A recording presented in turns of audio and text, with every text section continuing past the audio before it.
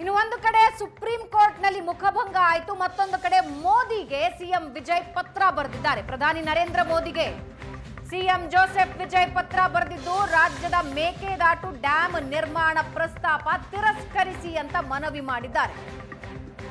ಕಾವೇರಿ ಜಲಾನಯನ ಪ್ರದೇಶದಲ್ಲಿ ಹೊಸ ಡ್ಯಾಂ ನಿರ್ಮಾಣ ಸರಿ ಅಲ್ಲ, ಇದು ಸುಪ್ರೀಂ ಕೋರ್ಟ್ ಆದೇಶದ ಸ್ಪಷ್ಟ ಉಲ್ಲಂಘನೆ ಅಂತ ಪತ್ರ ಬರೆದಿದ್ದಾರೆ. ಅಷ್ಟೇ ಅಲ್ಲದೆ ತಮಿಳುನಾಡು ರೈತರ ಮೇಲೆ ಇದು ಪರಿಣಾಮ ಬೀರುತ್ತೆ ಎಂದಿದ್ದಾರೆ. ತಮಿಳುನಾಡು ಮರುಪರಿಶೀಲನಾ ಅರ್ಜಿ ವಜಾ ಆದ ಮೇಲೆ ವಿಜಯ್ ಪ್ರಧಾನಿ ನರೇಂದ್ರ ಮೋದಿಗೆ ಪತ್ರ ಬರೆದಿದ್ದಾರೆ. ಕರ್ನಾಟಕದ ಮೇಕೆದಾಟು ಯೋಜನೆ ತಡೆಯಿರಿ ಅಂತ ವಿಜಯ್ ಮನವಿ ಮಾಡಿದ್ದಾರೆ. ಪತ್ರದಲ್ಲಿ ಏನಿದೆ ಹಾಗಾದ್ರೆ? ರಾಜ್ಯದ ಮೇಕೆದಾಟು ಡ್ಯಾಂ ನಿರ್ಮಾಣ ಪ್ರಸ್ತಾಪನ ತಿರಸ್ಕರಿಸಿ, ಕಾವೇರಿ ಜಲಾನಯನ ಪ್ರದೇಶದಲ್ಲಿ ಹೊಸ ಡ್ಯಾಂ ನಿರ್ಮಾಣ ಸರಿಯಲ್ಲ, ಇದು ಸುಪ್ರೀಂ ಕೋರ್ಟ್ ಆದೇಶದ ಸ್ಪಷ್ಟ ಉಲ್ಲಂಘನೆ.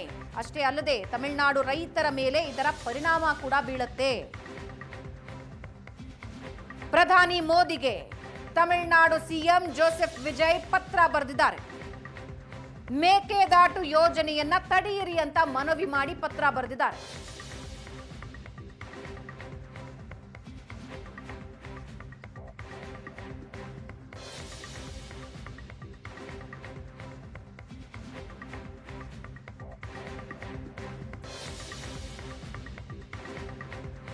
ಎರಡು 2025ರ ಸುಪ್ರೀಂ ಕೋರ್ಟ್ನ ತೀರ್ಪನ್ನ ಮರುಪರಿಶೀಲಿಸಿ ಅಂತ ತಮಿಳುನಾಡು ಸಿಎಂ ವಿಜಯ್ ನ್ಯಾಯಾಲಯದ ಮೊರೆ ಹೋಗಿದ್ರು. ಅದಕ್ಕೆ ನ್ಯಾಯಾಲಯ ಅವಧಿಪೂರ್ವ ಆಕ್ಷೇಪಣೆ ಅಂತ ಅಭಿಪ್ರಾಯ ವ್ಯಕ್ತಪಡಿಸಿ ಅರ್ಜಿನ ವಜಾ ಮಾಡಿದೆ. ಇನ್ನು ಡಿಪಿಆರ್ ಸಲ್ಲಿಸೋ ಮೊದಲೇ ಆಕ್ಷೇಪಿಸೋದು ಎಷ್ಟು ಸರಿ ಅಂತ ಕೂಡ ಪ್ರಶ್ನೆ ಮಾಡಿದೆ. ಯಾವಾಗ ನ್ಯಾಯಾಲಯದಲ್ಲಿ ಮುಖಭಂಗ ಆಯಿತು, ಪ್ರಧಾನಿಗೆ ಪತ್ರ ಬರೆದಿದ್ದಾರೆ. ಕರ್ನಾಟಕದ ಮೇಕೆದಾಟು ಯೋಜನೆಯನ್ನ ತಡೆಯಿರಿ ಅಂತ ಪ್ರಧಾನಿ ಮೋದಿಗೆ ಪತ್ರ ಬರೆದಿದ್ದಾರೆ. ಕಾವೇರಿ ಜಲಾನಯನ ಪ್ರದೇಶದಲ್ಲಿ ಹೊಸ ಡ್ಯಾಂ ನಿರ್ಮಾಣ ಸರಿಯಲ್ಲ, ಇದು ಸುಪ್ರೀಂ ಕೋರ್ಟ್ ಆದೇಶದ ಸ್ಪಷ್ಟ ಉಲ್ಲಂಘನೆ. ಅಷ್ಟೇ ಅಲ್ಲ, ತಮಿಳುನಾಡು ರೈತರ ಮೇಲೆ ಪರಿಣಾಮ ಬೀರುತ್ತೆ ಅಂತ ಪತ್ರ ಬರೆದಿದ್ದಾರೆ.